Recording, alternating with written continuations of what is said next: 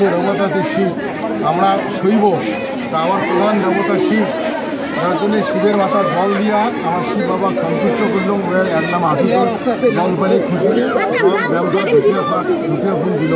আমরা বাবাকে প্রার্থনা করলাম এই রাজবংশী মানুষের যত মানে আদালতি চলছে, এই আদালতি যাতে নষ্ট করে আমার যে অধিকার, সেই অধিকার যাতে নষ্ট করে ফেরত পাই, তার জন্য শিব বাবা যাতে দয়া করে তার জন্য প্রার্থনা করল। আর এই বৃহত্তর কুচবিহার মানুষের, এই গোসানিবাড়ির মানুষের, গোটা কুচবিহারের মানুষের যাতে সার্বিক মঙ্গল হয়, বাবা যাতে সবাইকে সুখে শান্তিতে রাখে, তার জন্য অধিকারের বিষয়টা একটু পরিষ্কার করুন। আমার কুচবিহারের মানুষের চুক্তি মোতাবেক কুচবিহারের মহারাজা ভারত সরকারের সাথে চুক্তি করিয়া যে অধিকার দিয়ে গেছে, ভারতীয় সংবিধান লিপিবদ্ধ আছে, সেই চুক্তি এবং কার্যকারী করিধারণী ভারত সরকার।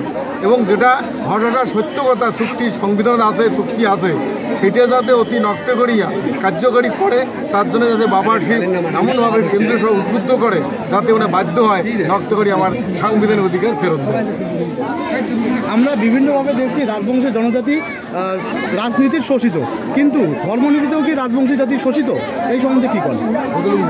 আমরা বিভিন্নভাবে দেখি ধরছি রাজবংশী জনজাতি, কোচবিহারের রাজবংশী জনজাতি রাজনীতির শোষিত, ধর্মনীতিতেও কি রাজবংশী জনজাতি শোষিত? এই বিষয়ে কী করেন? রাজনীতিতেও খালি কুচবিহারি মানুষ যেগুলো আছে শোক রাজনৈতিক দলে তো শোষণ করে। পক্ষান্তরে একটা কথা আছে, আমার কুচবিহারের ভারত মুক্তি চুক্তি মোতাবেক যে অধিকার আছে, কুচবিহারের মহারাজার দেওয়া ডেভেলপমেন্ট ফান্ড আছে, যে টাকাটা আমার জন্য খরচা হবে চুক্তিটা আছে। আরও যে আমার সুযোগ সুবিধা, অন্ন বস্ত্র শিক্ষা বাসস্থান, এগুলো ইন্ডিয়া গভর্নমেন্ট চুক্তি মোতাবেক সব এমনিতে করবে। কিন্তু এই জায়গা যত পার্টি আইছে, কংগ্রেস আসছে গেছে, বামপন আসছে গেছে, আজকে তৃণমূল আসছে, হয়তো কালের গতিতে ইমরাও যাবে, আরও কাং আসবে, কিন্তু এ যাবো তো কাং কোনোদিন এই চুক্তির কথা কইলেন না। সকালে খালি কয় হে কুচবিহারবাসী আমাকে ভোট দাও, তোমাকে আমরা ভালো করবো। আর কাম কয় না যে তোমরা আমাকে ভোট দাও, তোমার চুক্তি কী আছে আমরা আদায় করে দেবো। যার জন্যে রাজনৈতিকভাবে এটার কুচবিহারের মানুষই যে বঞ্চিত শোষিত, এটা আর কওয়া খায় না। আর ধর্মীয়ভাবে যেটা করেন, আমার রাজবংশী জনজাতির আলাদা কৃষ্টি আছে, আলাদা ভাষা আছে, আলাদা সব কিছুই আমার আছে, পরম্পরা ট্রেডিশন সবই আলাদা। পূজা পার্বণ, আমার দেবতা পার্সোনাল দেবতা যেমন মাসান বাবা, শিব বাবা, হুদুম পূজা, জকা জগ্নি, আরও মেলা দেবতা আমার পার্সোনাল এই জনগোষ্ঠীর আছে। অথচ অন্য সম্প্রদায়ের, অন্য ভাষাভাষীর মানুষ তার কৃষ্টি কালচার আমাকে চাপে দিয়া আমার ধর্মীয়ভাবে কৃষ্টি কালচারভাবেও নানানভাবে আক্রমণ করবার লাগছে, তাও যাতে বন্ধ হয় সেটাও আমরা শিব বাবাকে প্রার্থনা করি।